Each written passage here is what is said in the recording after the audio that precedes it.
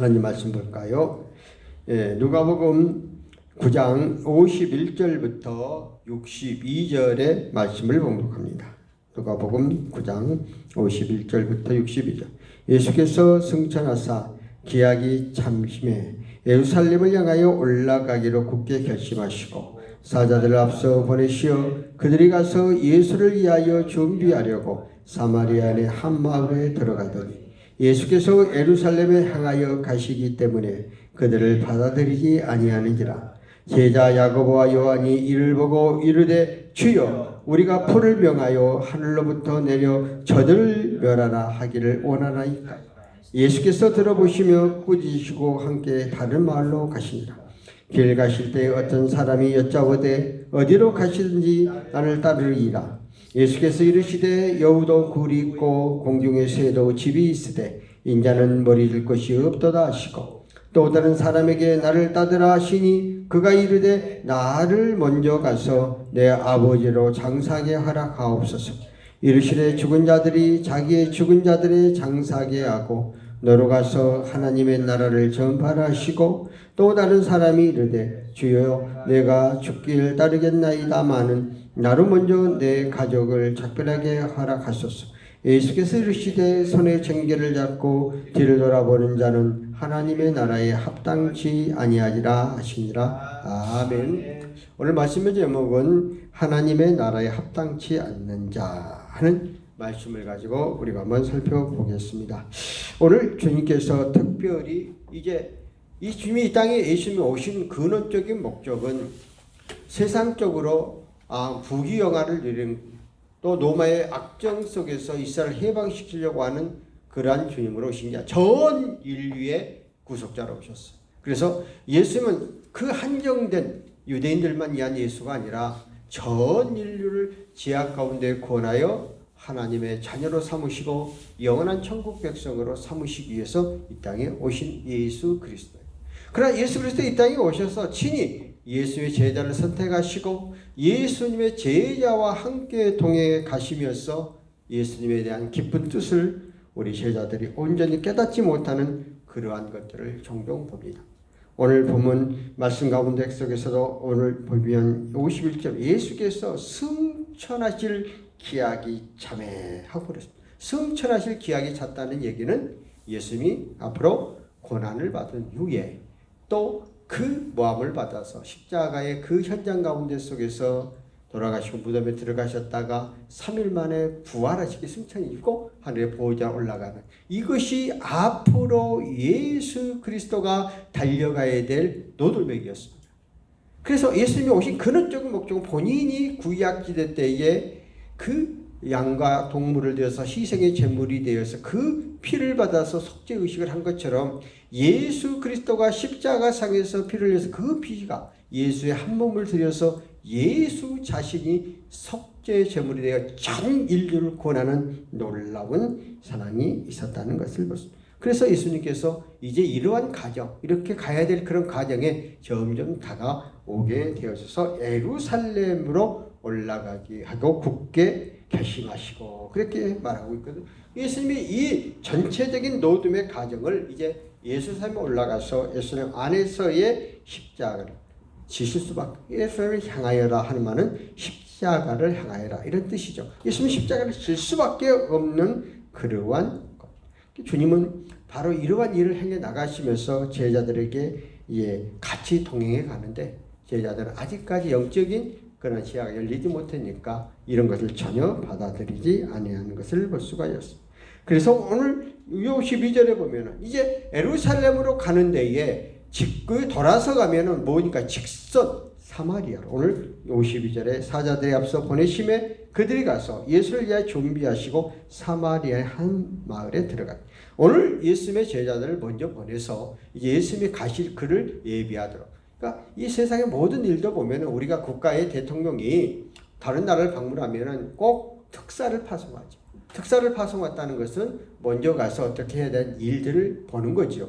마찬가지죠. 오늘날도 우리가 어떤 행사를 하기 위해서는 그냥 무조건 행사가 하는 게 아니라 언제든지 선발대가 가서 미리 어떻게 진행되어야 하는 모든 그 동선과 장소와 모든 것을 보고 가는 것이죠. 그러니까 오늘 예수님도 철저하게 이런 절차를 통해서 먼저 그 예수님의 길을 먼저 앞장서서 사람들을 보내서 예수가 가야 될 길. 그래서 예수님이 그 사마리아로 통해서 그럼 여기에서 왜 오늘 이 사마리아 나와? 이것은 우리가 여러 가지 역사적인 배경을 알아야 돼요. 예수께서 에룰라임의 53절에 보면은 향하여 가실 때에 그들이 받아들이 아니야. 오늘 예수님이 사마리아로 가겠다고 해서 가려고 하니까 사마리아 사람들이 예수님으로 오는 것을 받아들이지 않았다. 왜냐하면은 이것은 역사적인 배경이 있습니다.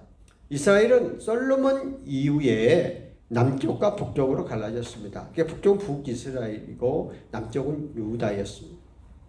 그런데 이 유다를 중심으로 해서 이제 북쪽 이스라엘과 남쪽의 두 나라가 갈라져서 이제 나라가 되어졌죠. 그런데 북쪽 이스라엘 10지파였고 남쪽 두 나라는 2지파였죠. 그런데 그 북쪽의 10지파들은 그 하나님의 말씀과 원리의 뜻대로 살지 않고 계속해서 우상을 섬기고 제약에 간용하여서 하나님이 아수르를 통해서 멸망을 시켰습니다. 그게 BC 722년 경이에요.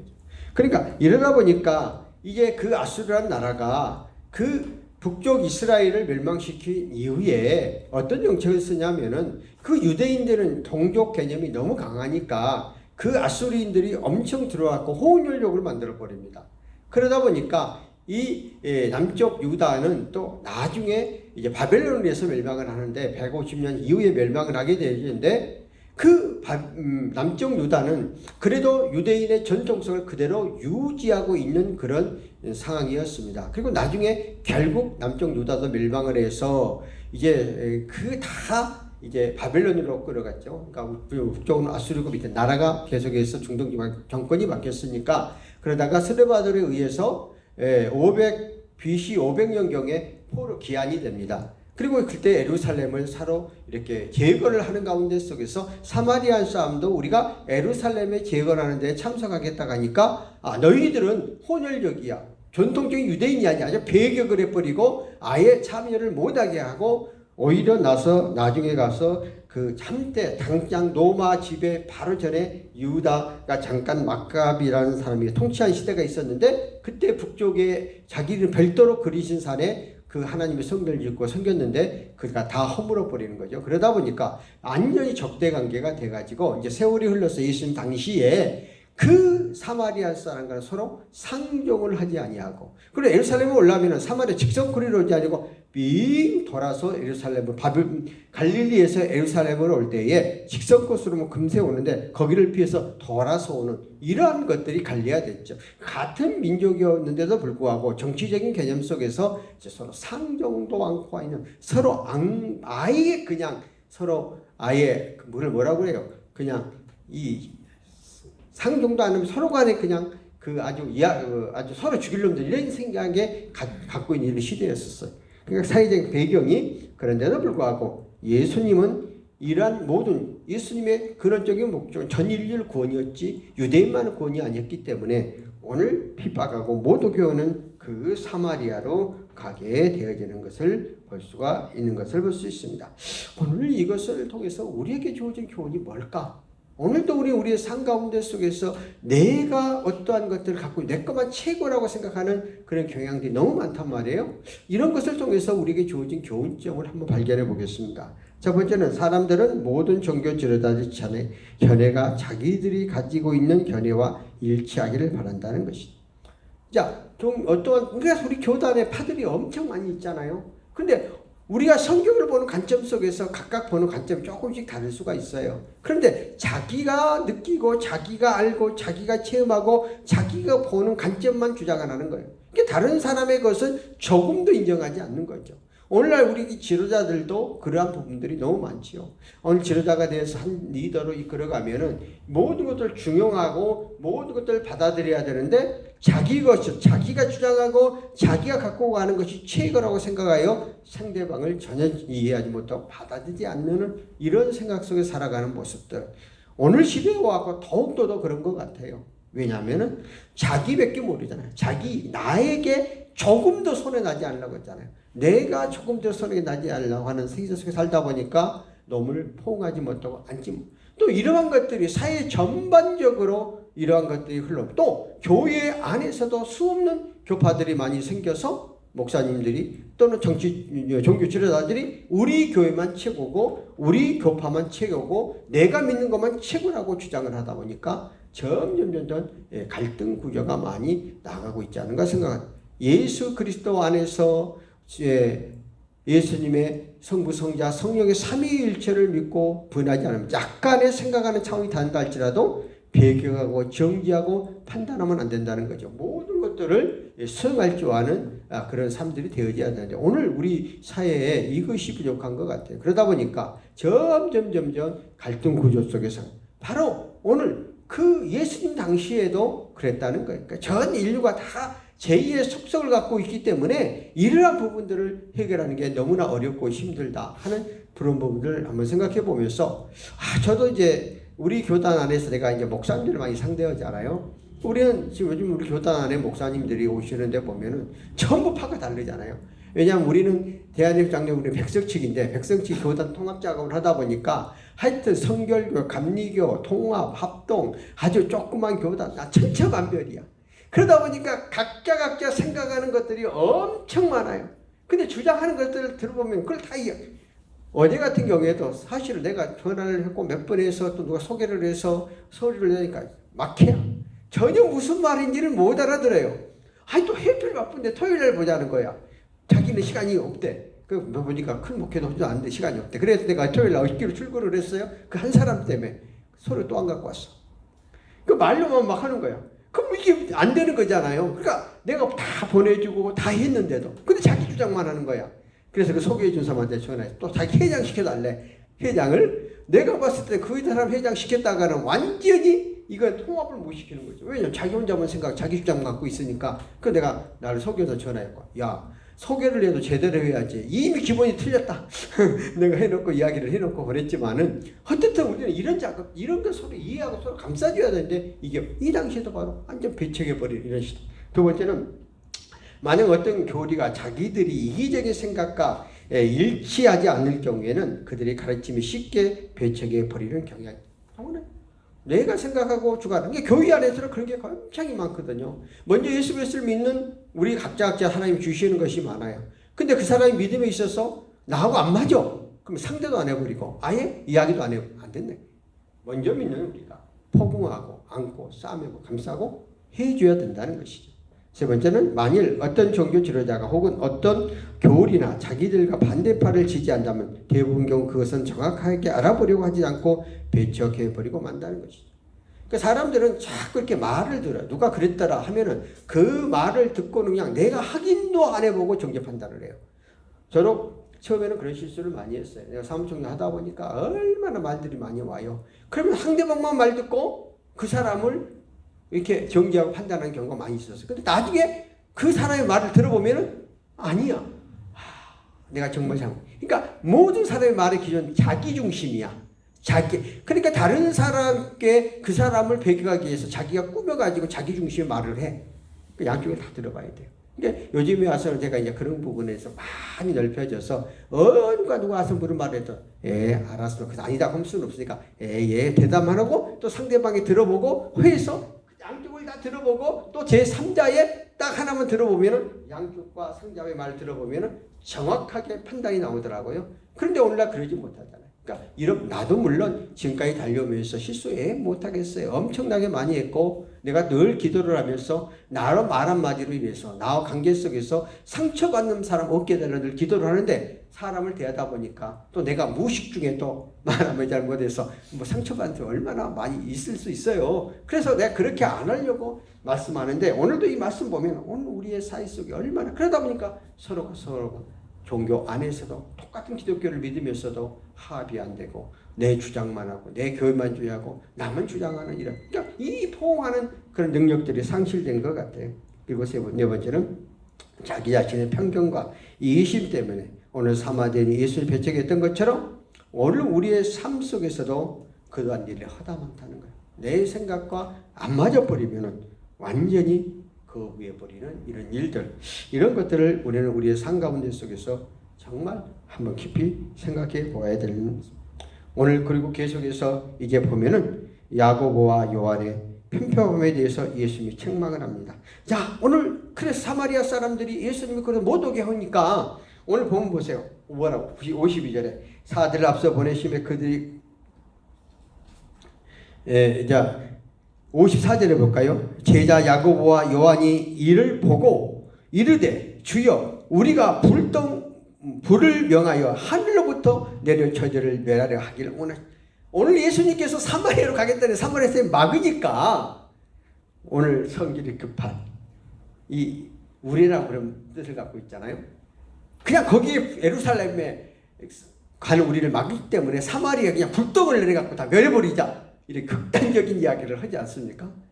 자, 오늘 이것을 보면서 우리는 우리의 삶 속에서 나하고 맞지 않는 사람들은 이해하려고 하는 게 아니라 그냥 죽이려고 하는 그런 속성들이 갖고 있어요. 그러니까 이걸 그대로 위에 보여주고 있어요. 그럼 왜 이런 일이 있었느냐? 구약시대 때 보면은 그 열왕기하 1장 9절과 12절에 보면은 그 엘리야 선지자 시에 아시 왕이 보낸 50부장을 불을 내려 가지고 멸망하는 일이 있었어요. 그리고 엘리사가 그 대머리라고 어린아이를 막 대머리라고 놀리니까 그 곰이 나와가지고 그 찢어서 죽였다, 이렇게 성경 열왕기하 2장 23, 24절에 말했어요. 그러니까 이 성경 말씀이 구약시대 때 그랬다는 거죠. 그러니까 지금도 우리의 길을 막는 사람, 예수님의 길을 막는 사람은 아예 멸해버리자, 이렇게 나오는 거죠. 그 개념을 모르는 거죠. 구약시대 때는 율법이었어요. 율법이라는 뭐는 거냐면은 눈은 눈, 이는 이였어요. 그러니까 지키지, 그러니까 우리가 이스라엘 백성들에게 12지파를 나누신 다음에 다 거기 국고석을 둔 이유가 뭐였었냐면은 사람이 무의식 중에 죄를, 그러니까 고의적으로 한 게 아니라 그냥 자기도 모르는 사이에 그 사람 살인죄 같은 거 할 수가 있잖아요. 그러면은 그때 국고석으로 들어오면 보호를 해줬어요. 왜냐하면 고의적인 살인이 아니었기 때문에. 근데 왜 그런 법을 만들었냐면은 그때는 눈은 눈이고 이는 이야. 내가 사람을 죽였어, 그럼 그도 죽어야 돼. 다목을 훔쳤으면 똑같이 해야 돼. 이런 보복적인 개념의 구약의 율법이었어요. 그러니까 지금 예수님이 오셔서 이 제자들의 입장에서 볼 때는 구약질의 율법을 적용해서 말을 하는 거예요. 그러나 틀리지는 않는 말이지만은 예수님이 오신 목적은 그러한 개념으로 오신, 예수님은 특별히 사랑의 개념이잖아요. 영혼을 구원하기 위한 개념이에요. 그래서 구약의 율법을 십자가에서 못 박에 들고 돌아가시면서 다 피를 쏟으면서 그 성소와 지성소 사이에 휘장이 밑으로부터 착 찔러지면서 내가 다 이루었다. 뭐예요? 이제는 율법적인 것이 아니라 은혜다. 예수 그리스도의 보혈의 은혜를 통해서 이제는 온수를 엄수로 갚는 게 아니라 온수를 사랑으로 갚는 그러한 율법을 바뀌어졌다는 거예요. 그런데 이제 아예 그것을 모두는 이 예수님의 제자들 가운데 이런 얘기를 하고 있어요. 그런데 계속해서, 그래서 요한복음 3장 17절 이렇게 말하죠. 하나님이 그 아들을 세상에 보내신 것은 세상을 심판하라 하심이 아니요 그로 말미암아 세상을 구원을 받게 하려 하십니다. 오늘 예수님이 구약적인 개념으로 잘못된 우리들을 즉각 심판한다면 오늘 저부터 이 자리에 못 앉아 있습니다. 이 자리에 서 있지를 못합니다. 왜? 우리는 우리의 삶 가운데 속에서 하루에도 골백 번씩 죄를 범하잖아요. 성경이 말하는 죄는 우리가 행동적으로 범하는 죄만은 아니에요. 세상에서 말할 때는 특별히 우리 경찰관들이 저 어떤 범죄자가 찾아왔을 때 이게 자기가 행동으로 옮겼던 걸 죄로 여겨요. 마음으로, 생각으로 정리하고 판단하고 비판하고 저놈 죽이려면 살리려면 뭐 이런 수없이 내가 행동으로 옮기지 않으면 죄가 세상에서는 하지를 않아요. 그런데 주님은 너희들 마음의 생각 모든 걸 감찰하고 계신, 그것까지도 죄로 여긴단 말이에요. 그러다 보니까 오늘날 이러한 것 가지고 주 앞에 섰을 때에 한 명도 구원받을 자가 없어요. 그런데 예수님이 땅에 오셔서 심판하는 게 아니라 그 죄를 용서해 주러 오셨다는 거예요. 그 용서 받는 법은 뭐예요? 예수 그리스도의 이름으로 내가 고백하면 돼요. 그러니까 여러분들 기도가 막 어렵고 힘들고 막 그렇게 한다고 말을 하는데 기도는 처럼 쉬운 게 없어요. 왜? 마치 어린아이가 부모에게 뭐를 요구할 때 이야기하잖아요. 달라고. 그러면 부모가 처음에는 안 된다 좀 나중에 주는 것처럼 우리의 삶 가운데 속에 하나님의 나의 은밀한 관계 속에서 내가 모든 삶 속에 이루어졌던 것들을 기도 하나님 일하게 하는 거예요. 그러니까 장소 초월해서 어느 곳에서 뭐 차를 몰고 가도 되고 차를 앉아서 눈 감고 되도 괜찮고 하나님 내가 오늘 삶 가운데 속에서 내가 동료의 관계 속에서 자식의 관계 속에서 부모의 관계 속에서 내가 이렇게 안 해야 되는데 나도 모르게 이런 말을 했고 이런 행동을 했고 이런 마음과 이런 생각을 가졌습니다. 예수 그리스도의 보혈의 피로 용서하여 주옵소서. 그럼 그 죄가 우리의 심령 속에 있는 것을 맑게 정결하게 깨끗하게 씻겨주신다. 양털보다 흰 눈보다도 깨끗하게 씻겨준다고 말하고 있거든요. 그러니까 예수님이 오신 목적은 바로 이런 거예요. 그러니까 우리가 예수님이 오신 목적을 정확하게 알 때에 우리는 함부로 정죄하고 판단하지를 않는 것을 볼 수가 있습니다.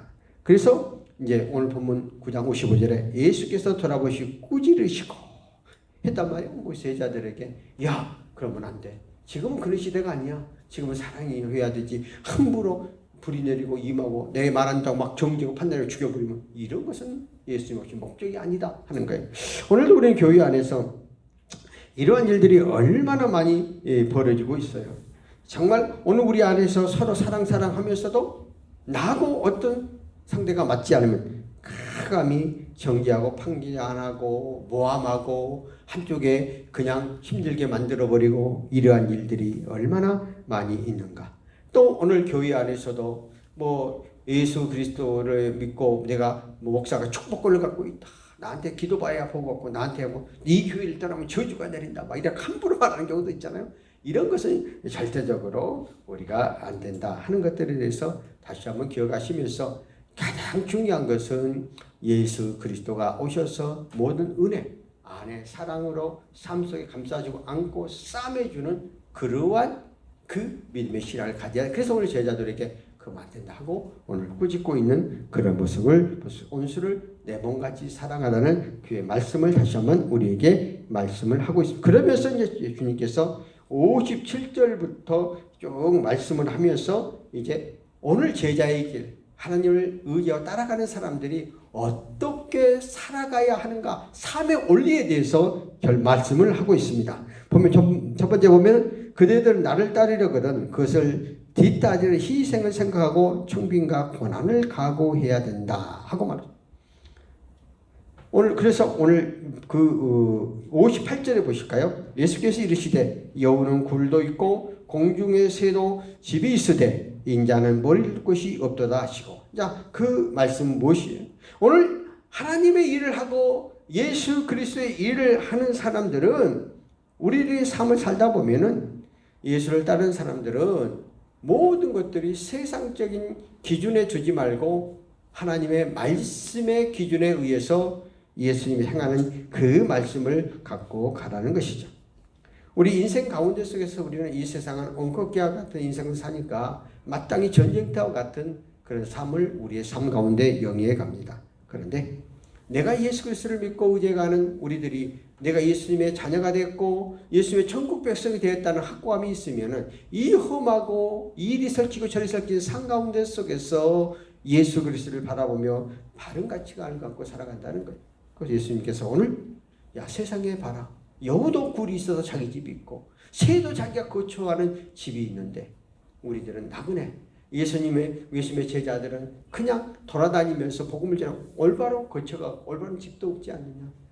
하나님의 나라를 해나가는 사람들은 세상적인 것에 정착, 세상적인 것에 위려는 세상적인 것에 무엇을 올무를 두는 것이 아니라 하나님의 영광을 위해 주의 영광을 위해서 나아가요. 너무 세상적인 물질관에 빠져가지 말 것에 대한 우리에게 주시는 말씀인 것 같습니다. 그래서 이 땅에서는 청빈하게 살아가야 되는데 그러다 보면 당연히 예수 믿음 때문에 고난도 없고 역경도 오고 환난도 오고 힘든 것이 하지만은 그것을 묵묵히 참고 가는 그런 삶이 되어져야 된다는 것이죠. 그런데 오늘 예수 그리스도를 믿는 우리들이 세상 사람과 동일하게 다르지 아니하고 물질과 명예와 탐욕과 탐심에 빠져버려서 간다면은 동일한 사람이 되지 않겠느냐.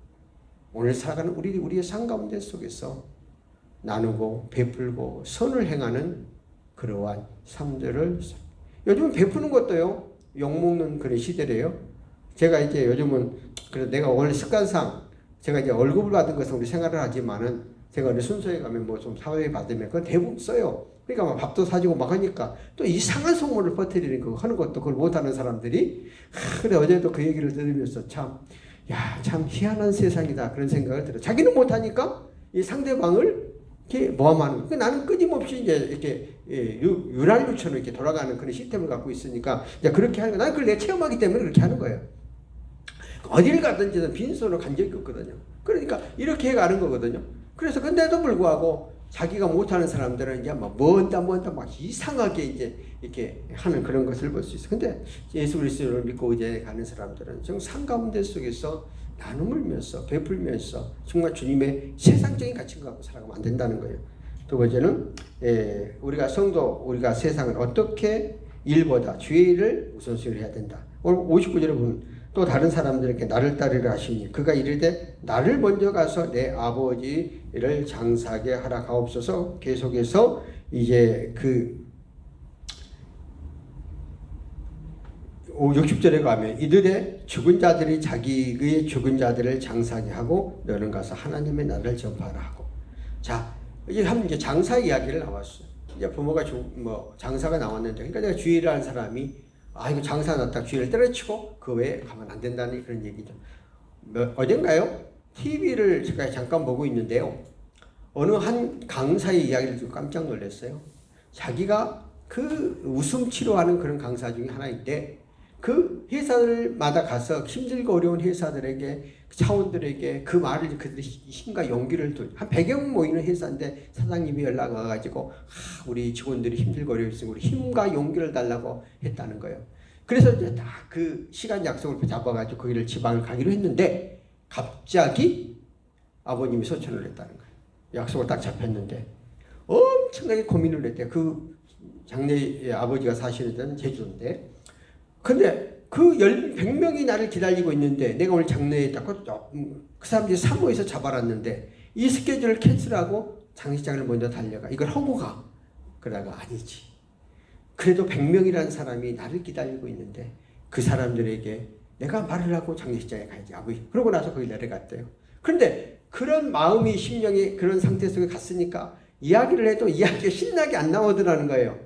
그런데 어쩔 수 없이 오늘 우리 아버님이 소천을 내셔서 장식장에 가야 되는데 내가 오늘 여기에 약속을 잡아서 내가 여러분이 더 귀하다고 생각을 해서 먼저 여기 하고 가려고 합니다. 그러니까 막 많은 사람들이 막 일어의 박수를 막 치르라는, 이게 갑자기 용기가 나가지고 어느 때보다 더 훨씬 더 특강을 하고 갔다. 내가 그 말을 들으면서 엄청나게 나에게 내일에 꽂히는 게 있었어요.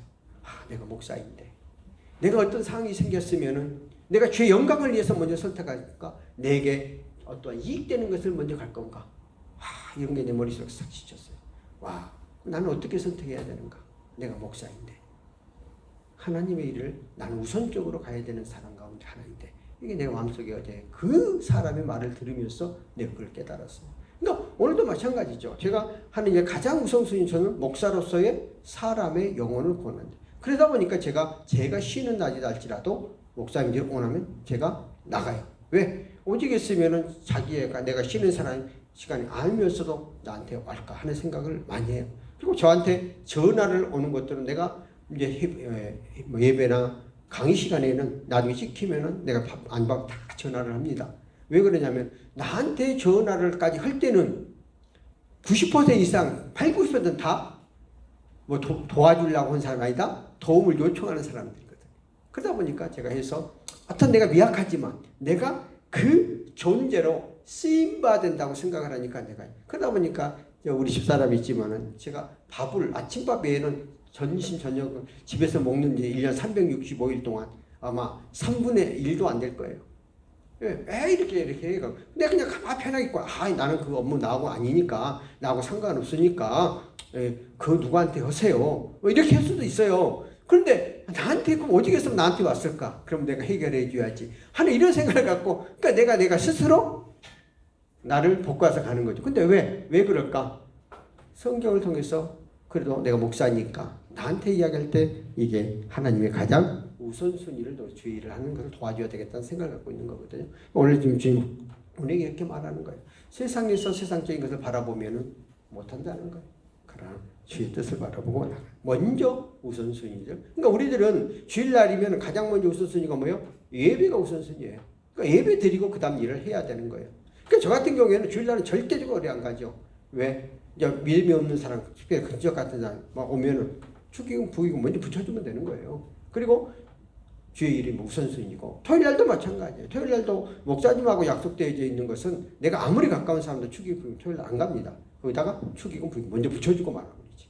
그러니까 이렇게 철저하게 상가운데 속에서 하나님 중심적으로 가라는 그런 얘기입니다. 근데 세상의 관계 속을 단절하는 얘기는 아니에요. 예수 믿는 우리는 더 세상 사람 잘해야 되죠. 더 많은 걸 베풀어야 돼야죠. 더 줘야. 그래야 예수의 욕을 안 먹으니까.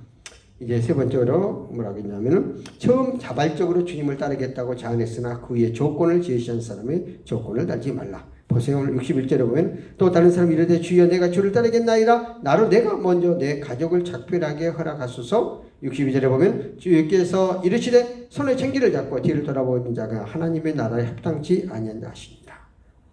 그러니까 우리 예수 그리스도를 따라가며 의지하면서도, 주님을 따르겠다고 하면서도 내 조건과 내 상황과 내 여건에 맞는 대로 간다는 거예요. 내 이익대로 간다는 거예요. 우리는 신학교 다닐 때 부름받아 나서님은 어디든지 가오리라. 하나님이 부르시면은 어느 곳에다가 조건이 없었어요. 하나님 나에게 응답 주시면 무조건 간 거예요. 요즘에 와갖고는 조건을 따지죠. 장소, 상황, 여건, 환경, 사회비 쫙 따져갖고 가자. 오늘 하나님의 일을 한다고 해서 내가 조건 없이 하나님의 영광을 위해서 나가게 되면은 그 이후에 하나님이 책임져 주신다. 제가 우리 학교를 운행하시는 어르신의 이야기가 다 그런 얘기를 해요. 하나님의 일은 조건이 없다. 하나님이 올인이라면 어떤 조건을 따지지 말고 올인을 해라. 그럼 하나님이 그 이면을 책임져. 난 그를 정말 믿다. 그래서 그런 얘기를 하시죠. 야, 우리 학교가 총회가 이렇게 50몇 년도 안 된 역사 가운데 한국교회에서 이렇게 우뚝 섰던 것은 우리들이 조건 없이 하나님의 일은 아낌없이 시간과 물질과 모든 걸 투자할 때에 가능한 것이다. 그게 현실적으로 지금 나타나서 우리 삶에 굴러가고 있는 것이잖아요.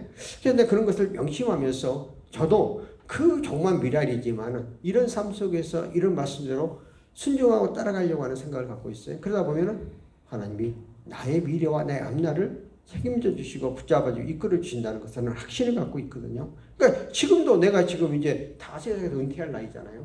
뭐 이제 65세가 되면 웬만한 거 다 가질 수도 없어요. 그런데도 불구하고 계속해서 내가 이렇게 일을 할 수 있었던 것은 난 전적으로 하나님의 은혜라고 생각을 하는데, 근데 나도 왜 욕심이 없겠어요? 나도 왜 탐욕과 탄심이 왜 없겠어요? 사람은 다 갖고 있는 거지. 그런데 어떻든 더 주님의 영광을 위해서 가고자 하는 그런 생각을 늘 해요. 아까 어떤 말씀을 들고 어떤 걸 듣게 되면 나도 모르는 사이에 내가 또 다짐을 하고 또 다짐을 하면서 가려고 하거든요. 그러니까 하나님이 오늘까지 책임져 줬지 않나 이렇게 생각을 하는데, 앞으로도 내가 이제 75세까지 가요. 10여 년 이상 남았는데 이제 어떻게 할지 하나님 인도하시는 줄 모르지만은, 그러나 이런 정신, 이런 말씀 속에서 우리가 가면은 정말 주님이 합당한 삶, 주님이 기뻐하는 삶, 주님이 원하는 삶을 가져간다면은 우리 인생의 삶 속에서는 뭐 풍성한 게 아니라 갑자기 떨어진 게 아니라 삶 속에서 평탄하게 가지 않겠는가 이런 생각을 해보면서 오늘 저와 여러분들 예수님이 우리에게 주시는 이 말씀을 기억하시면서 올바른 가치관을 갖고 나가는 저와 여러분 되시기를 예수 이름으로 축원합니다. 살아계신 하나님 아버지 은혜를 감사합니다. 오늘도 말씀 가운데 속에서 특별히 오늘 살아가는 우리 삶 속에서 우리가 합당한 삶을 살아갈 수 있는 저희들에게 역사하여 주시옵소서.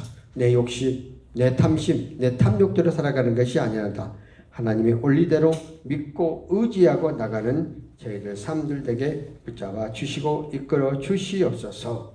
하나님 아버지, 오늘도 이 시간에 주 앞에 나와서 정성 들여서 열의하늘 들의 손길과 또한 감사 예물 들의 손길들을 기억하여 주시고, 주님 각자 드린 손길, 열의하는 말라기 쓴 약속된 축복대로 감사임금 드린 감사임금 손길, 그 조건 그 상황대로 하나님 기도를 들으시고 응답하여 주셔서 우리의 삶 가운데 속에서 하나님의 그 크신 역사와 축복이 우리의 삶 가운데 속에서 임하게 하시고 우리의 삶 속에서 넘칠 수 있도록 역사하옵소서. 이 우리 하나님 영광을 위해서 귀하게 쓰임받아야 된 애물에게 축복하옵소서. 지금은 우리 주 예수 그리스도의 은혜와 하나님 아버지의 사랑과 성령님의 교통내주 충만하심이 오늘 이 시간 주 앞에 나와서 함께하는 모두 믿음의 권속들 머리머리 위에 지금으로부터 영원토록 함께 계실지어다. 아멘.